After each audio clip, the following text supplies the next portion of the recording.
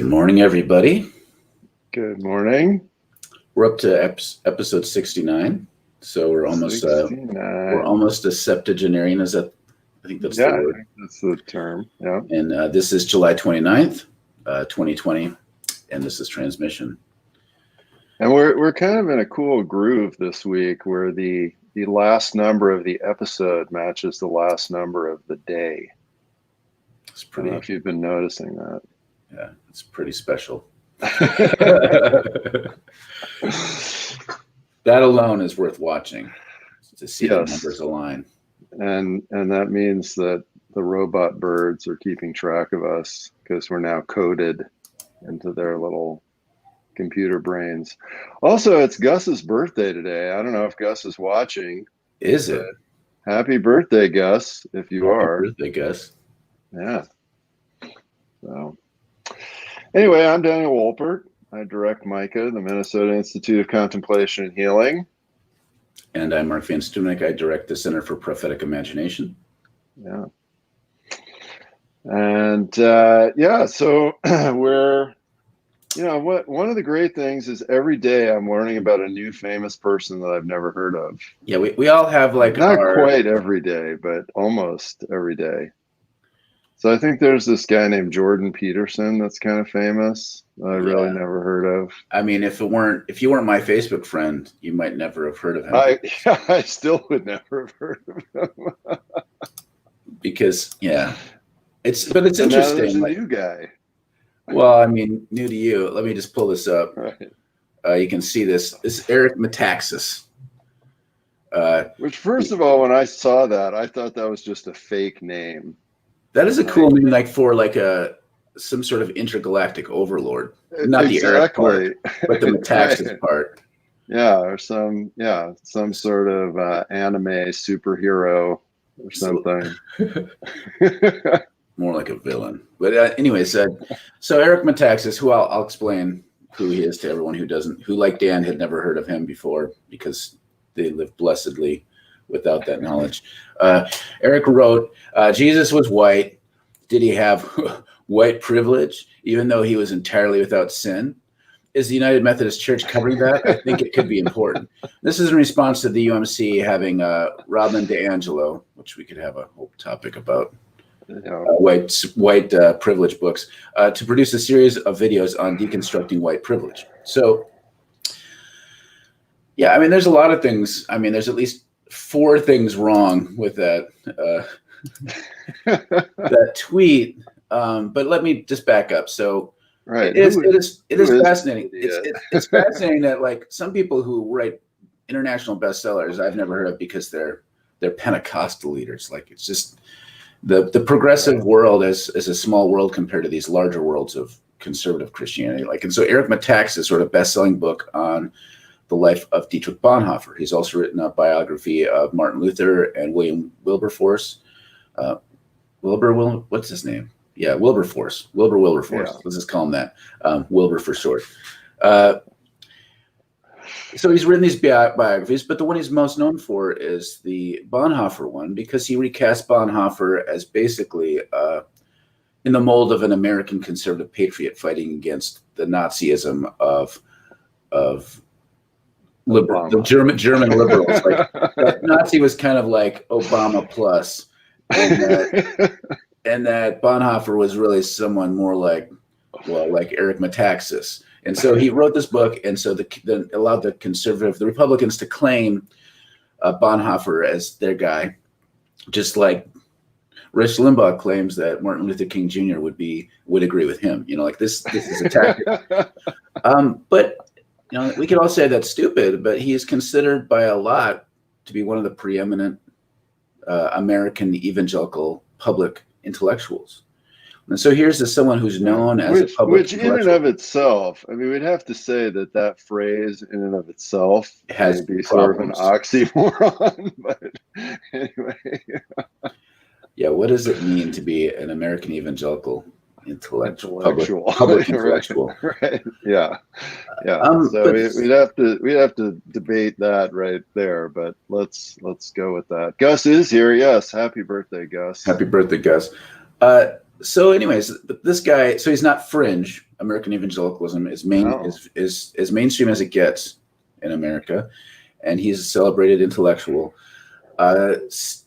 Doing two things in this tweet. One is saying, I'm just going to pull it back up real quick, saying Jesus was white. That's the first problem, is this making that assertion. And then two is somehow saying white privilege is saying that someone is with sin, like this conflating, which is what conservatives often do, of saying that if I claim you have white privilege, that therefore I'm saying you're a bad person, like you're morally depraved and you're wretched. And so this equating of these terms, these categories of sin and privilege is already problematic, because by themselves, white privilege and being a sinner are already messed up categories, from bent away from their original purposes and framing. And so this idea stirred things up, and of course, I've been afraid to go into the evangelical social media sphere to find out how he's being favorably responded to. Right. Probably a great hero, but attacking the evil Methodist Church with that gotcha tweet. Yeah, you schooled them, Eric Metaxas, Emperor of Quadrant D of the galaxy. But part of the problem, and this is why I wanted to bring this up into this conversation, is just because if you're someone who's like, yeah, what an idiot, Eric Metaxas, Jesus wasn't white, he was Middle Eastern, then you could feel comfortable knowing that you have that stellar knowledge that Jesus wasn't white. But like, the truth is, most of us, especially pretty much every white American who's a Christian, at some level worships a white Jesus. And before we say, oh, Eric Metaxas, you idiotic fool, be gone from my presence, we should stop and say, well, you know what? If I'm honest with myself, I have to acknowledge that maybe my Jesus is white. And so that's what I wanted to, it's one of the angles we want to unpack today. Is that sad truth. That sad truth. Wow, Gus just really ruined my whole day here. I take back my happy birthday. Did he really write a couple of VeggieTales episodes? I remember seeing a Metaxas in the credits, but I didn't know it was the Eric Metaxas. That's so sad. Emperor of the known universe. Okay. And then, of course, Mike writes celebrated quote-unquote intellectual. Yes. Just to add to this, American evangelical intellectual equals BS land. Attending an evangelical Christian college makes you skeptical on that notion. I, too, went to evangelical institutions of higher learning. And somehow I survived. Then Mark writes, isn't Metaxas a Calvinist? As such, does he not believe that all humans are mired in sin from which we cannot escape? I know he's an Episcopalian. He could still be a Calvinist Episcopalian. But it is always fascinating how you'd be like, you believe you total depravity, right? That you're a wretched sinner, completely wrecked apart from God. Yep.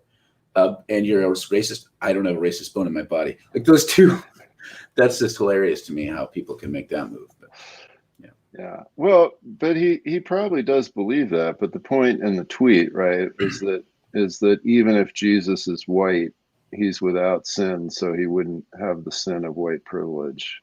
Therefore, the category of white privilege is destroyed theologically. Yeah. I mean, the whole thing is just so dumb. Oh gosh, here's a great quote. Hell, Huertas. We've all had churchified orgasms to white Jesus. I don't even want to. I think that it doesn't need a comment. I think that speaks for itself. Thank you for that image. That glorious image now stuck in my mind. Yeah. Well, and to me, if you want to, there are two things that really, prove this issue of all Christianity in America is kind of about white Jesus. And I would even include a lot of Black Christianity in this. And there are a number of, Black friends of mine and colleagues who have talked about this at length and are talking about it more and more. which I think is really good. But let's just stick with white Christianity for a second. Try removing that ubiquitous picture of white Jesus that's in almost every mainline Protestant church in the United States somewhere and throwing it in the trash, and watch how fast you get run out of town on a rail. No, I mean, whenever Sean White suggested that and through a tweet, I don't want to amplify Sean White too much for all kinds of other reasons, but people lost their shit. Yeah. Like, like not just the conservatives saying, the ones that are saying we're going to guard our statue of Jesus with assault rifles. There were those, but then there were like a lot of decent liberal-minded people who were like, that's gone a bridge too far, and okay. Oh, I mean, I've done this. I've done this in white liberal churches. Pointed to that painting or print or whatever the heck it is. And, I said, well, if you're really so anti-racist, this really should go. And believe me, that is not a happy conversation.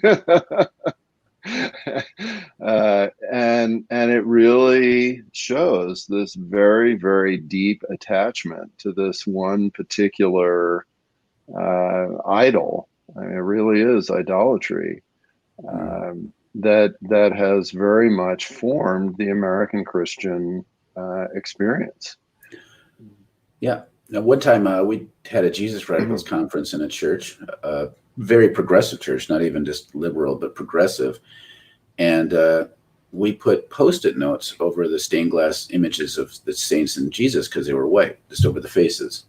And even at the time, like, I was uncomfortable with that. I felt like, oh, should we be doing this? And Nikisha, who was director of Jesus Radicals kind of at the time, or the primary organizer for it, said, no, we're doing this. When people from that church came in and found the Post-it notes still up, some people got really offended. And so, like, this is like that, that's not actually Jesus, don't you? Like, what is the sacred that's been rendered profane here? It's a white image of Jesus. Now, we might all be listening to this and thinking, oh, yeah, white images of Jesus are bad. But, like, I think maybe it'd be good to step back. Like, most of the world experience is a white Jesus, because the whole idea of Christianity spreading is tied up a lot with this idea of we're the civilized ones, bringing the true religion and deeper civility to the rest of you. And there's no way in our world for that not to be a racist maneuver, because as we already said in a recent episode, whiteness was a construct largely legally developed here in the United States in the Virginia colonies. So this whole idea of equating what was like Christian supremacy into a white supremacy, that link has never been detached. So even still, like, among kind of liberals, American liberals who have an instinctive need to shepherd people of color, to care for them like children, that comes out of a sort of American Christian white supremacist framework. This charitable model of condescension, where all the wealth and power stays in the hands of the white, who then are safeguarding it for the lesser races. Like that, we don't use that language, but we still act that way all the time, especially in churches. Some of the most charitable, condescending places on the planet. The idea that somehow a civil politeness, like these certain categories that you really put into white upper and middle class consciousness categories, are almost always conflated with Christian values. So kindness, which is a Christian value, is replaced with a white style of politeness all the time. Go to any mainline liberal church and you can experience this. You can't have loud kids running around. People can't sort of move. I mean, the list goes on and on and on and on and on.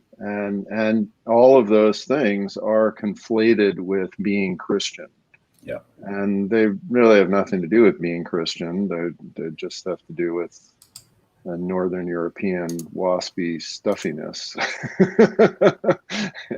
that is in charge and is wealthy, and so gets to set the terms of the engagement. Yep.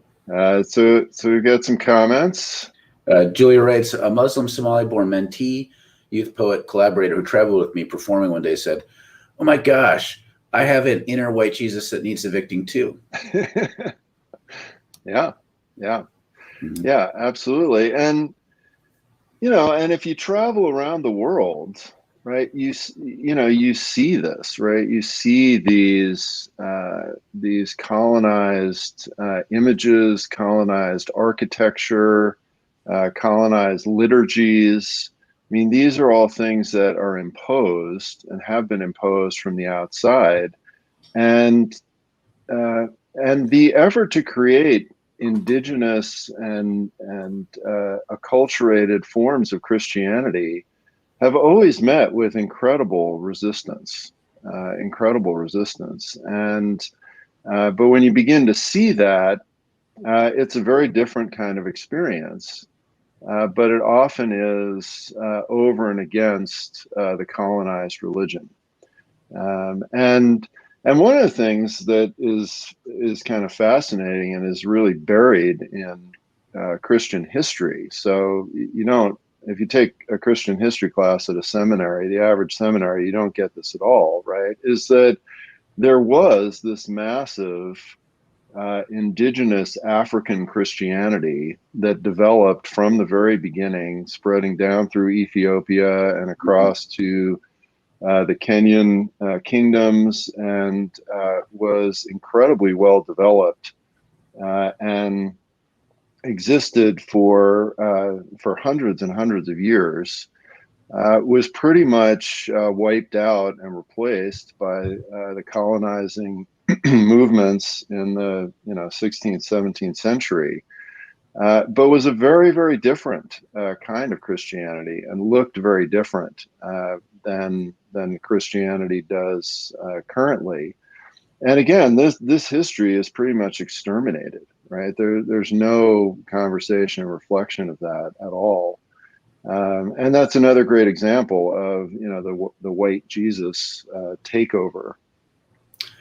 This ties in well with Sarius's comment. The worship of Jesus is white is very apparent when you see American Christians just disassociate when pointing out how our policies toward the Middle East will contribute to annihilation towards non-Westernized Christian communities that live there. There's even this, people don't usually say it out loud, but there's this assumption that, like, well, they're not real Christians. Right. Because again, real Christianity for many Americans, even like your more of the mainline ones, is an ideological set. It's a set of ideas, of pure doctrinal ideas that are kind of a little bit disembodied. So American evangelicalism is very disassociated from physical reality. And so when you see like people with, they have a bunch of like liturgical stuff and smells and incense, and they're doing rituals that don't make any sense. That's demonic. Like that's how a lot of evangelicals think about that stuff. It's like they're enslaved to religion. But I don't believe in religion. I believe in a personal relationship with Jesus, who's here with me now, and I can access him by myself without having any interference from anyone besides me. Like that's the pure Christianity. Yeah. Yeah, and right, it's very fascinating to look at that relationship then between mission folks that go to Africa from the United States, encounter some of these very ancient forms of Christianity. Right, I once got to meet with this guy that was part of an Orthodox community in East Africa that has existed since the 6th century. And they use this very ancient liturgy that comes to them out of the desert. And white evangelicals from America come in and just say, oh, that's not real Christianity, and sort of blast all this stuff, steamroll these people. And that's all coming out of this, Jesus as the white savior on a tank or horse or whatever, that, it's okay to just steamroll everybody else because I'm the best. You can see white geez, like, we had that, was it baseball? I don't even know. One of the sports balls where the guy didn't kneel and he said, it's because I'm a Christian. Like, Yeah, so you, that lovely fellow on the Giants. yeah, like that's baseball. That's a baseball team. Okay. Yeah, it's baseball. I mean, I San Francisco. I was right. Like I said, baseball first. You did. Look who knows sport. Hey, look, Eric Metaxas. I know the San Francisco Giants. It's kind of the same. I think you're better off, but maybe not. They're probably both crappy. I want to shift gears towards like, okay, so this is overt, but I want to talk towards more subtle, and this is maybe going to get. I'm curious if anyone disagrees with this, so I just want to share this. Someone wrote an article about. There we go. From Sojourners, a guy named Eric Martin wrote an article about how within Catholicism there is a strong kind of fascistic white supremacist stream, and that's even being enhanced and protected by a lot of the American bishops. Now, every Catholic worker I know, or lefty Catholic, knows this to be true. It's not even controversial to point it out. But because of the backlash, Jim Wallace, editor-in-chief of Sojourners, took it down. He wrote, we removed this article from our website. It was offensive and should not have been published. We are sorry and are looking into our internal processes. This article did not meet our editorial standards for accuracy, fairness, and balance.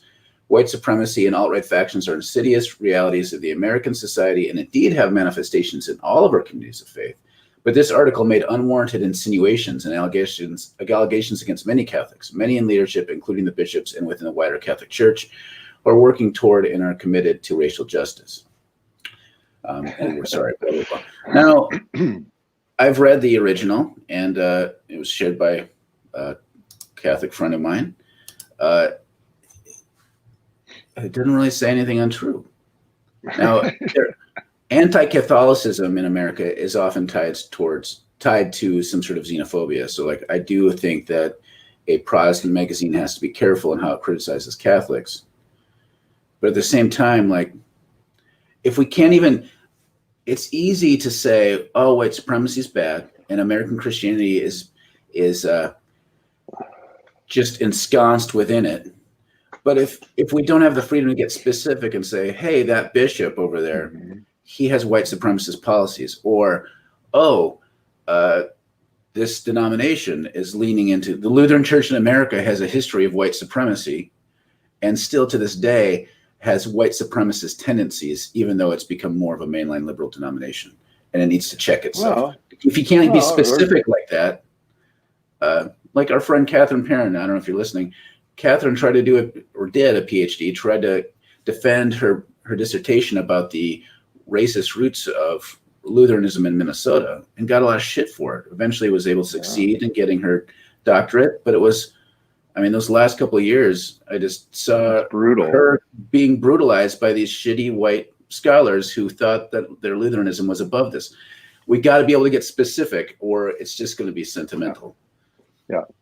Well, and that's always, I think, how these unconscious realities get revealed. That you try to be specific, you try to not be dissociated, you try to be present and embodied, and that's when you get the pushback, right? When you say, take down that painting, when you say, I want to write an article about our racism, not about their racism, about our racism. I want to take down a tapestry. You could go into that. Oh, you want to go into that one, Dan? Cause more trouble for yourself and for CPI.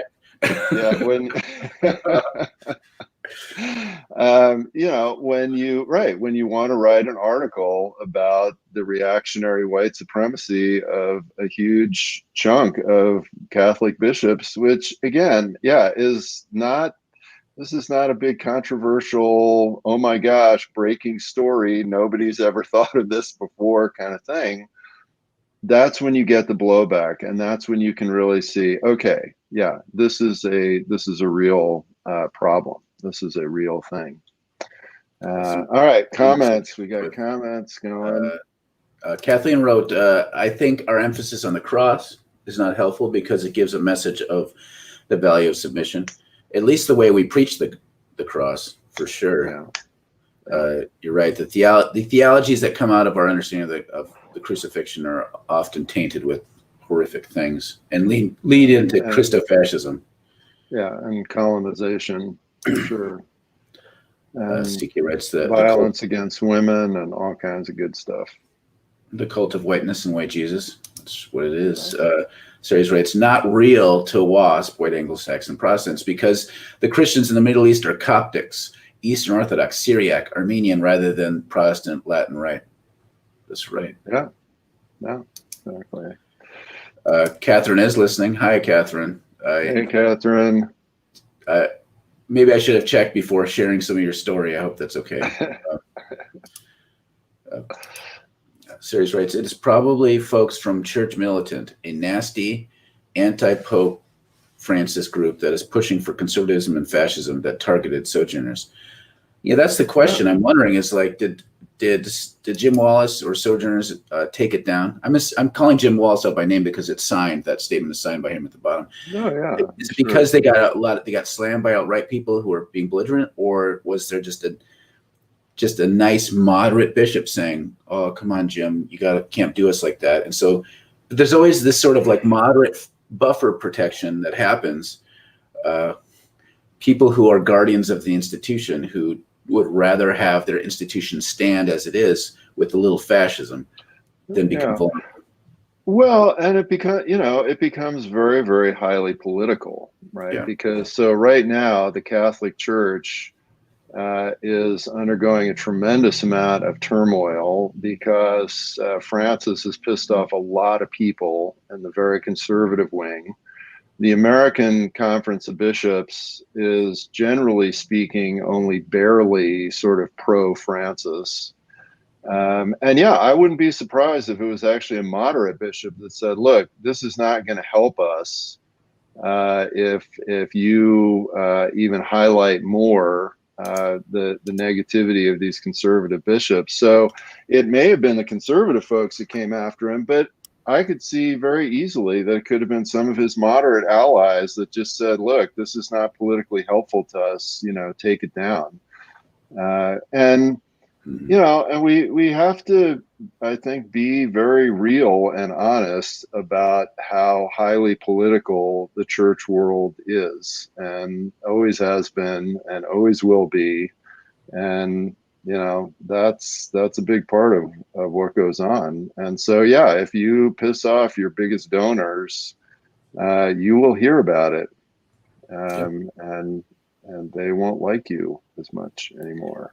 And having resources with a little fascism attached is still better for most denominations than being poor without fascism. Being poor without fascism is like a day without sunshine. It's too bad she just didn't say many things about that dynamic of choosing wealth over the kingdom of God. I can't remember a single verse. I can't. Mark writes, as humans, not even just as Americans, we have a really difficult time accepting the truths which set us free. Cognitive dissonance is real. Yeah, cognitive dissonance, dissociation. It's all. Yeah. There's a comfort in toxic mythologies that we cling to because at least we understand them and we know how the world works. Even like the fear, like things could get worse is a real fear. So I understand why people are resistant. It makes sense. That's why slaveholder religion, as Julia says, is pervasive. Leah writes, Catholic here. Hi, Leah. So true, and not being said in the mainstream church community. Pastors are afraid to confront their folks and back off. Hell, we can't even get the American flag out of the sanctuary. That's the dominant experience of church, I think, in America, is that dynamic you're talking about right there. Yeah, I did that too. Boy, did I get shit for that. Which church did you take out? The Presbyterian Church in Crookston. Okay, yeah. Oof. Oh, it got ugly. Yeah, I bet. Catherine writes, I took the most heat for doing specific analysis of public speeches by a famous Lutheran bishop who himself later critiqued his own lack of action during the civil rights movement. Professors claimed I was being quote unquote unfair to him and that I should judge by the standard of the times, 1961. That's right, because every single person in 1961 was entirely racist, and there were was not a racist people, idiot. there were no people calling out for racial justice then. How dare you? Yes. Yeah. And this whole thing of I'm not, you're not being fair, right? I mean, who do we hear this from the most right now, right? This is Trump's favorite phrase. Everybody's being unfair to me, right? And that becomes the thing of we recognize the systemic evil that we're formed by, we point it out in specific ways, and then we flip to individualism and we say, well, you're not being nice to that good person. That individual, they're a good person. You're being mean to them. They have a family. They care about the world. They just gave money to Habitat for Humanity. You're not being fair, right? And that's the very slick move that continually allows us to deflect from ourselves and the repentance that we need to be about as white people. We're past time, so we're going to blaze through these last comments. CK writes, why do you think it's so hard for people to accept the reality that Jesus is not white? I think people generally can be like, well, technically he wasn't white. The way some of my family members would be like, well, technically Bill Cosby isn't white, but he sure acts white enough for me to accept him. Like there's that. That was a great lateral move there. You know what I mean? Like there's this way in which we're like, you don't have to be white, but as long as you're just white. Like there is this thing, like as long as you perform according to our white standards, you're in. And I think we were anachronistically and retroactively apply that to Jesus. So even if I have tons of people that I know that wouldn't say, well, of course Jesus wasn't physically white. Yeah. But they're still imputing those values of whiteness onto Jesus. Yeah. I mean, our formation is our identity that we cling to. I mean, one of the corollaries to this, I remember this one guy writing, this was about 25 years ago or so, during the whole movement of, wanting to use female pronouns for God. And he said, when I saw somebody putting a female pronoun for God, it felt as if I had been castrated. What a fragile sense of self. Well, but that's the thing, right? If you take away white Jesus from a white person, it is as if you've snuffed them out of the universe. And I think we have to understand how this, and this is what the Buddhists talk about as the phenomenon of groundlessness. When you lose your ego constructions, you experience groundlessness. And it is really hard for the average person. And it's really, really painful and difficult. All right, roll through these. It's Cardinal Dolan and the DC Bishop. Yeah, Dolan is bad dude. He's doling out a lot of crap. Ooh, nice. So white Jesus is the capitalist moneymaker. Sure is. Oh yeah, absolutely. Yay! Oh, good. White Jesus is always here with me as a reminder of my own shadows. Gus wrote, the most recent episode of 99% Invisible dropped yesterday. I don't know if that's a podcast or what, was a wonderful piece on how Franco, that's a whole other thing, played the Catholics for power and how complicated the tearing down the monuments is complicated. Lots of parallels for us in the U.S. Yeah, the whole issue with Franco in Spain and why there's still Catholics in the United States to this day who want Franco to be a saint is a fascinating reality to explore. Angel writes, man, always makes me cringe at the sight of the flag on church pulpits. Even worse in Puerto Rico next to the Puerto Rican flag. So much going on in these exhibits of power. Absolutely. Julie writes, him admitting feelings of castration was the best thing to admit and then work from. Right. Yeah, and that's actually what he was doing, was he was admitting this and then saying that, that really made him realize how attached he was to this particular construct of God as male, and how he really needed to change. Mm. But yeah, I mean, that is, giving up our idols is not just this easy kind of nonchalant, oh yeah, that's fine, I can give that up. Now these are these really, really deep things that are very scary to let go of. And most of our idols are unwitting. Like we don't Mhm. intentionally choose most of the No. things we worship or believe. And this is the other thing, and I've already alluded to this, but it doesn't. You can find comfort and be really entrenched within an ideology that on paper you would hate. So it's not that. I don't think most people who are caught up in white supremacist logic, especially people of color, are choosing it because it's to their benefit. Like this idea that No. we do things based on our benefit through analysis and rationality is BS. No. But still, like even a horrible, toxic, corrosive, damaging myth can be clung to because it's what gives our understanding of the world meaning. And Yeah, so, that's so you can't, like, getting rid of it without knowing what can replace it is terrifying at an yeah. existential, precognitive level. So this is, I'm underscoring this because I have a lot of sympathy. Mhm. I was an unwitting, horrible racist, and I still have unwitting racism in me. And it takes a lot of work, and it isn't just by saying like, aha, I caught you in your logical fallacy. You've been schooled, conservative. That's not how it works. We have to create powerful counter stories that have meaning and teeth and juiciness to them. Yeah. Oh, Julia, penis is too much idolized. Right next to white Jesus is just a divine phallus that we worship as two parts of the Holy Trinity. The third part is the Bible. That's our All Trinity. right. And on that note, we got to go. So great being with everybody. Thank you. And we'll see you tomorrow. See you tomorrow, everybody. Bye.